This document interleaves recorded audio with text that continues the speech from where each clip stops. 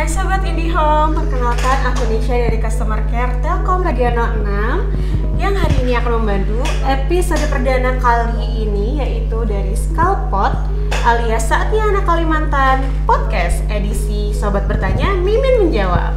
Nah, episode kali ini kami akan membahas mengenai FAQ atau Frequently Asked Question yang hangat banget nih di kalangan pelanggan setia IndiHome, yaitu kenapa sih harus restart modem IndiHome?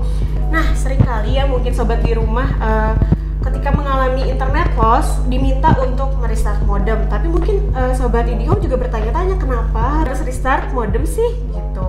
Hari ini pertanyaan itu akan dikupas tuntas oleh narasumber kita yang pastinya tidak diragukan lagi ilmu dan keakuratannya, yaitu yang pertama ada Bapak Muhammad Nur selaku Manager Assurance dari Telkom Regional 6. Yang kedua ada Bapak Minto Rahadi selaku Manager Customer Relationship Management dari Telkom Regional 6 Kalimantan. Nah, mungkin lanjut aja kita langsung ke pertanyaan yang udah dilontarkan oleh teman-teman di rumah ya Pak melalui Instagram dari IndiHome Borneo. Pertanyaan pertama nih yang tadi kita udah bahas tuh Pak, keadaan apa aja sih yang membuat pelanggan tuh harus restart modem gitu Pak?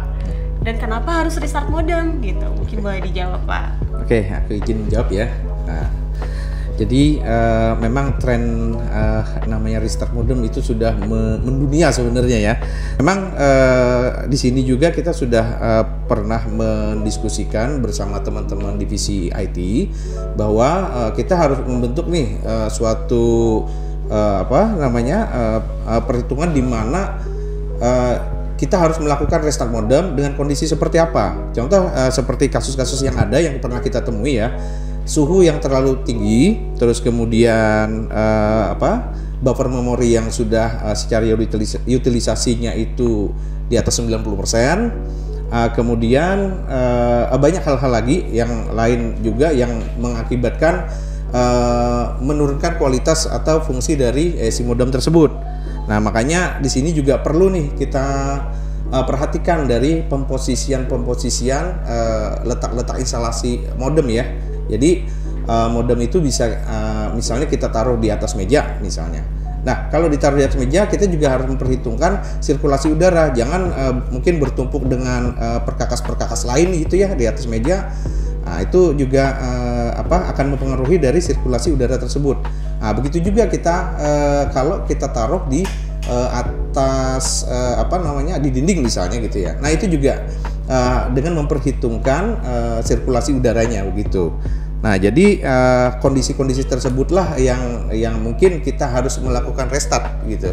Itu mungkin. Oh iya, mungkin kalau manusia bisa capek gitu ya Pak. Ini ya, juga betul. Mungkin kalau wifi atau modem harus di recharge kembali gitu. Betul.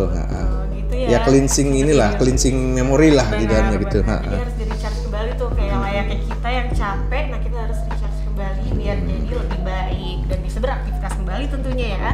Nah, mungkin langsung ke pertanyaan kedua nih Bapak. Ada pertanyaan selanjutnya, yaitu solusi restart modem biasanya digunakan ketika jaringan pelanggan mengalami loss.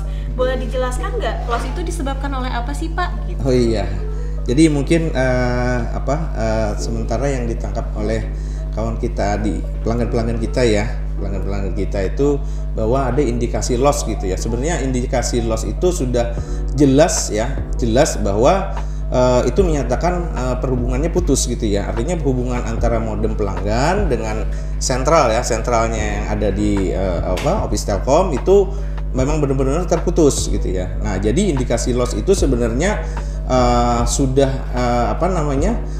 ditentukan atau memang diarahkan untuk bagaimana si pelanggan bisa mengidentifikasi awal gitu ya. Kenapa ada indikasi loss? Nah, artinya di situ pelanggan diarahkan untuk bisa berinteraksi lagi ke penyedia provider atau dalam hal ini kita gitu ya, Telkom. Nah, itu jadi loss sendiri restart sendiri itu bukan solusi untuk melakukan recovery dari kondisi loss tersebut gitu ya. Jadi ya seperti yang saya jelaskan di awal tadi bahwa restart modem itu adalah dengan kondisi-kondisi yang sebenarnya secara connectivity-nya masih bagus gitu. Nah, gitu jadinya. Mungkin sebagai pertolongan pertama juga untuk modemnya gitu betul, ya Pak betul. ya? Oh iya, oke. Ya, semoga pertanyaan 2 tadi terjawab ya Sobat. Mungkin kita bisa lanjut nih ke pertanyaan selanjutnya dari Kurniawati Utari. Oke. Kalau baru 6 bulan pasang IndiHome terus tahu-tahu pindah rumah karena pekerjaan, itu denda nggak, Min? Nah, mungkin bisa dijawab oleh Bapak Minto. Ya, baik, terima kasih ya. Ini menarik ya pertanyaan 6 bulan kemudian pindah. Ini sering terjadi di semua orang, khususnya juga warga Kalimantan gitu ya. Karena Kalimantan kan banyak pendatang sehingga memang ya banyak pendatang itu sehingga domisilinya sering berpindah-pindah. Nah, ketika pelanggan itu pindah, itu sebenarnya kita juga punya fasilitas membantu pelanggan pindah rumah. Itu pun Indomie bisa dilakukan pemindahan lokasi gitu ya. Jadi misalnya pelanggan dari Balikpapan pindah ke Banjarmasin itu bisa dilakukan mutasi gitu. Dan itu biayanya hanya 250.000 ya, atau setara 50% dari biaya pasang baru. Artinya kalau pelanggan tidak lapor atau tidak lapor pindah, kemudian dia pindah ke Banjarbaru tadi, contohnya Balikpapan, dia harus membayar biaya pasang baru 100% di Banjarmasinnya. Tapi kalau pelanggan lapor, itu akan mendapatkan potongan biaya pindah sebesar 50% dari biaya pasang baru. Nah, itu kalau pelanggan tetap berlangganan begitu ya. Bagaimana kalau pelanggan pindah lalu dia memang juga berhenti berlangganan?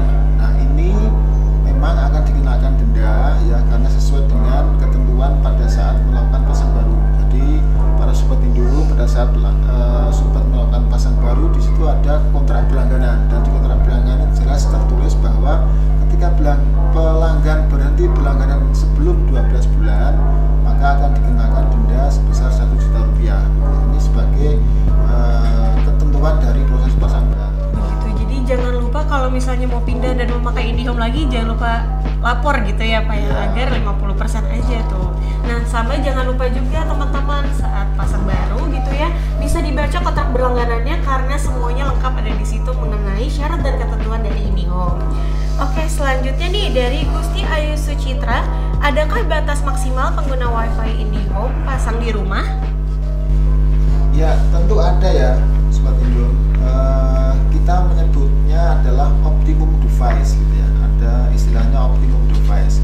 Paket IndiHome saat ini yang dijual mulai dari 20 mega sampai 300 mega gitu ya. Tetapi secara umum di market residensial ini yang kita jual adalah di 20 mega sampai 100 mega. Nah, itu ada beberapa ketentuan optimum device. Jadi misalnya untuk pelanggan yang mengambil paket 20 mega itu optimumnya digunakan untuk device 3 sampai 5 ya kalau nggak salah ya. 3 sampai 5 ya, 3 sampai 5 device yang digunakan. Kita menghitungnya device ya, bukan orang. Jadi ini perlu diingat bahwa bisa jadi misalnya di dalam suatu rumah tangga ada 3 orang, tetapi di situ taruhlah anaknya gitu ya, malam-malam dia online dua-duanya ya, yang satu dipakai untuk nge-zoom laptopnya, yang satu handphonenya dipakai untuk nonton YouTube misalnya. Kemudian bapaknya juga sama, ibunya juga sama. Itu yang dihitung adalah device-nya, bukan orangnya. Nah, ini ketentuan inilah yang memang ada aturannya gitu ya. Optimum device, artinya optimum itu kalau device yang digunakan masih dalam range yang ditentukan, itu speednya akan terasa optimum ya, terasa istilahnya nyaman gitu. Tapi kalau lebih dari itu speednya kurang optimum ya, speednya akan terpengaruh. Sebagai ilustrasi adalah misalnya kita punya sepeda motor gitu ya, sepeda motor itu kan sebenarnya optimum untuk 2 orang ya, bisa sih 3 orang juga bisa, anak kecil tapi di tengah gitu ya. Tapi kalau kita perhatikan sirkus, ada sirkus yang sepeda motor dinaiki oleh 20 orang, bisa enggak? Bisa.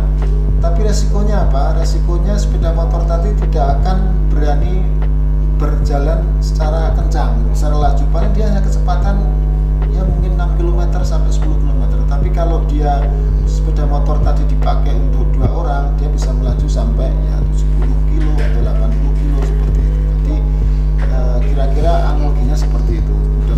Seperti itu Mbak, kira-kira. Nah, itu dia yang menarik banget sobat, analoginya tadi kayak sepeda motor gitu ya. Jadi Pastikan kamu mengetahui kecepatan internet kamu dan kamu juga harus tahu tuh maksimum device-nya berapa untuk kecepatan internet kamu.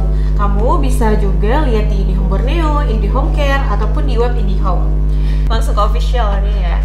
Lanjut nih dari Lita Avika 17. Halo Kak, kalau buat usaha kafe lebih baik pakai paket internet yang speed berapa ya? Terima kasih. Nah, ini balik lagi kepada optimum device ya.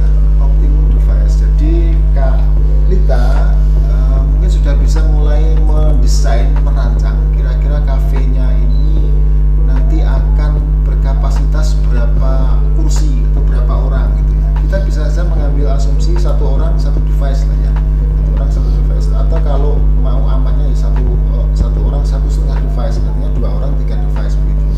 Nah, jadi tinggal dihitung saja kira-kira desain kafenya itu berapa gitu ya. Nah, taruhlah misalnya desain kafenya adalah untuk 15 orang gitu ya, 15 orang. Nah, ini secara optimum device kita sarankan menggunakan kecepatan yang 100 mega. Karena 100 mega itu optimum device-nya adalah untuk 12 sampai 18 device. Sehingga kalau memang kapasitas kafenya itu 15 orang gitu ya, secara bersamaan gitu ya.